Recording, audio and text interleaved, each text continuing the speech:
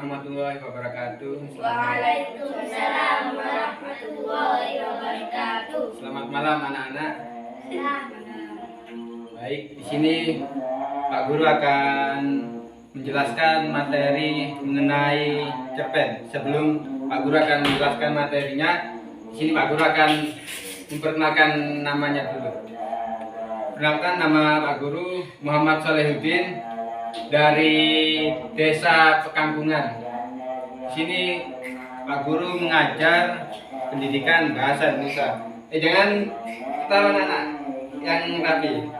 Nah, Pak Guru lulusan dari Pak Guru sekarang sedang kuliah di IKIP Budi Utomo Malang, Universitas IKIP Budi Utomo Malang.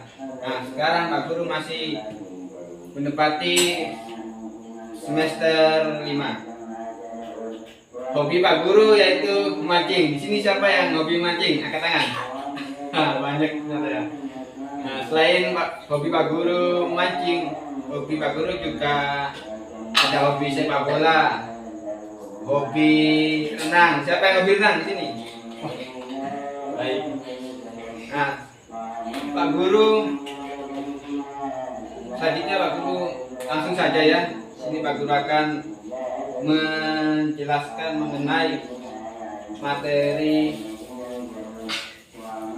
cerpen.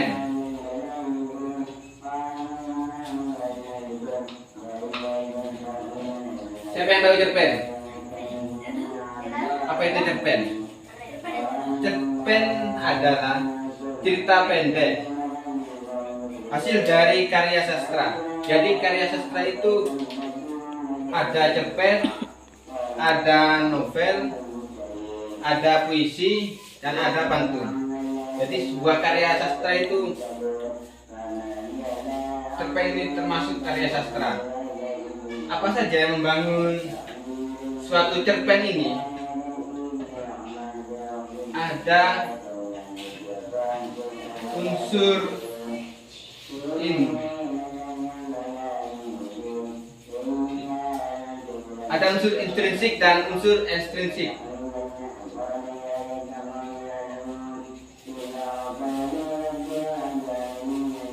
Apa itu unsur intrinsik?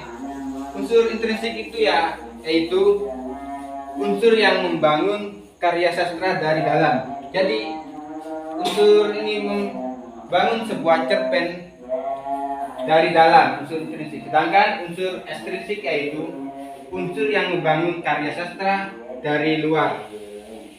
Unsur intrinsik apa saja yang di dalamnya? Ada tema. Apa itu tema, anak-anak?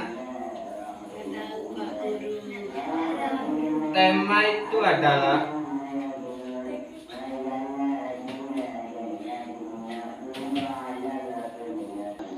tema itu merupakan gagasan utama dalam sebuah cerpen.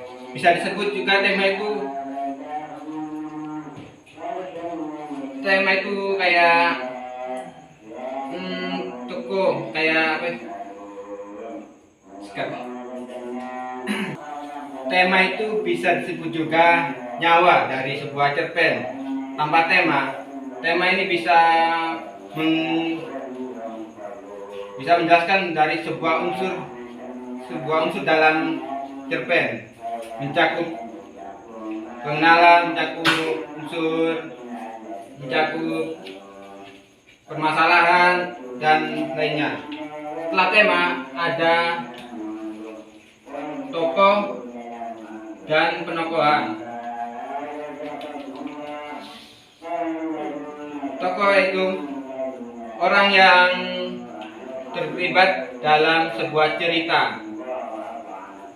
Tokoh itu ada bisa tokoh orang pertama dan orang kedua dan orang ketiga. Sedangkan penokohan itu sifat dari seseorang itu, seperti ada yang sifatnya buruk, ada yang sifatnya baik, ada yang sifatnya suka baik, ada yang suka buruk, seperti itu tokohnya. Selanjutnya ada sini anak-anak. Setelah toko ada latar. Apa itu latar? Ada yang tahu? Saja. Latar apa? Tempat, ya betul, latar tempat. Latar tempat. Selanjutnya, nah betul, pinter, latar waktu. Selanjutnya,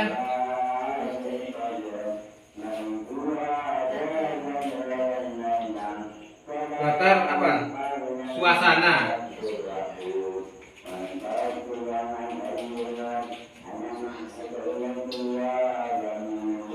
Suasana. Latar tempat meliputi suatu di mana tempat di Enggak.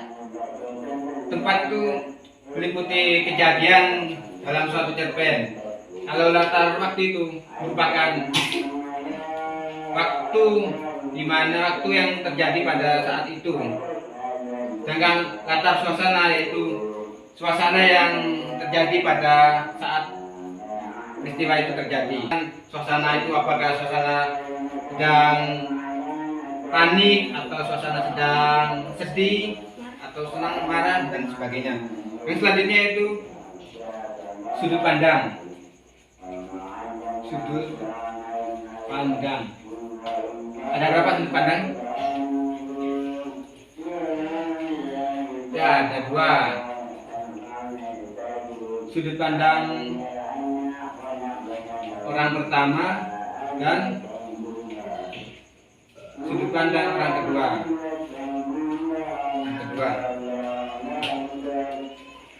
Selanjutnya itu ada amanat. Siapa yang tahu amanat? Apa itu amanat? Pesan. Ya, disebut amanat itu pesan yang disampaikan oleh seorang pengarang. Jadi sebuah amanat ini disampaikan tergantung dalam sebuah cerpen itu mengisahkan apa. Seperti contoh cerpen pendidikan. Jadi amanatnya seorang penulis cerpen menyampaikan sesuatu yang terkait dengan pendidikan pada seorang pembacanya. Jadi tujuannya untuk menyampaikan pesan kepada pembacanya. Yang terakhir itu gaya bahasa. Gaya bahasa. Ada berapa gaya bahasa, anak? Ada yang tahu? 2, betul. Sebetulnya ada banyak. Jadi di sini Pak Guru akan menyebutkan 3 saja ya. Yang pertama gaya bahasa. Ada majas. Ada yang tahu majas? Apa itu majas, anak? Majas itu sebuah bahasa yang perumpamaan sebuah bahasa. Jadi majas itu ada banyak sebetulnya. Pak Guru akan menyebutkan beberapa saja. Ada majas personifikasi. Personifikasi. Apa itu majas personifikasi? Majas personifikasi itu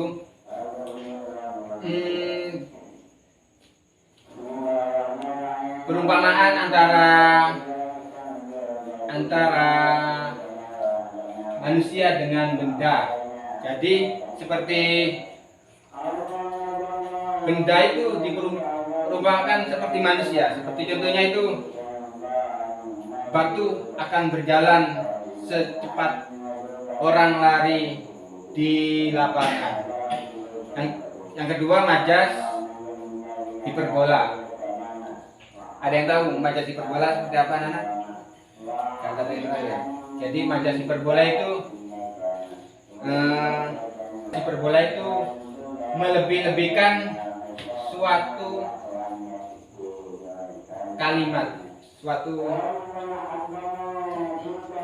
seperti majas yang lebih-lebihkan itu kayak suatu kejadian di mana orang itu melebih-lebihkan dalam halnya kayak contoh gini. Erik itu suaranya gak enak, seperti tong yang bergelundung ranjing seperti itu. Jadi melebih-lebihkan kalimatnya. Jadi seperti itu. Yang ketiga itu majas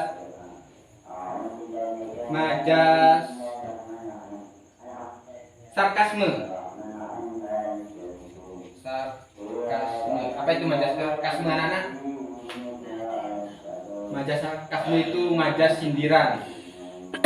Sindiran yang diucapkan kepada seseorang, menyindir secara langsung. Yang terakhir majas ironi. Apa itu majas ironi, anak-anak? Jadi majas ironi itu majas yang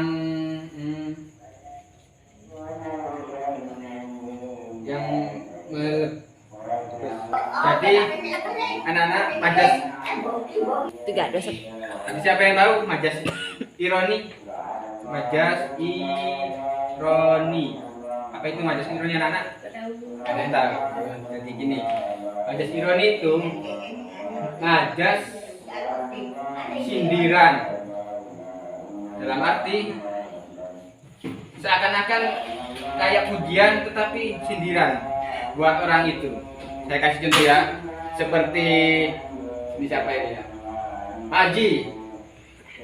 Mak Haji sangat rajin sekolah, tapi di sana tidur. Jadi rajin datang sekolah cuma untuk tidur di sekolah. Siapa yang sering tidur di sekolah? Ya siapa? Ajam. Rehan mungkin. Seperti itu majas ironi. Jadi anak-anak, simpulannya ya, cerpen itu ada dua unsur yang membangun di dalamnya. Ada unsur intrinsik, unsur yang bangun cerpen dari dalam, ada unsur ekstrinsik, cerpen yang bangun dari luar. Jadi seperti itu. Buat anak-anak yang mau bikin cerpen harus tahu unsur-unsurnya dulu biar teratur dalam pembuatan cerpennya itu. Mungkin itu saja. Jadi seperti itu materinya ya. Cerpen itu cerita pendek. Nah, unsurnya ada unsur intrinsik dan unsur ekstrinsik yang membangun suatu cerpen. Baik. Dari sini siapa yang mau bertanya mengenai Amanat apa, Pak? apa ya? Amanat. Oh, amanat. Jadi amanat itu pesan yang ingin disampaikan seorang pengarang terhadap seorang yang membacanya. Di dalam amanat itu menyampaikan pesan-pesan yang akan disampaikan pada seorang pengarang. Jadi seperti itu. Rehan. Ada lagi yang mau ditanyakan? Oh, ngaji. Tanya apa? Apa? Unsur intrinsik itu, unsur yang membangun suatu cerpen, karya sastra cerpen. Jadi unsur itu kayak ini, struktur yang membangun suatu karya sastra. Unsur intrinsik itu apa saja unsurnya? Ada tema, ada tokoh, ada penokohan, ada alur, ada latar, ada sudut pandang, ada amanat. Seperti itu Maji. Jadi yang ditanyakan lagi mengenai tema. Tema itu ada latar tempat, ada latar waktu, ada suasana. Jadi dalam sebuah cerpen itu terdapat latar waktu merupakan waktu kapan terjadinya suatu cerita itu.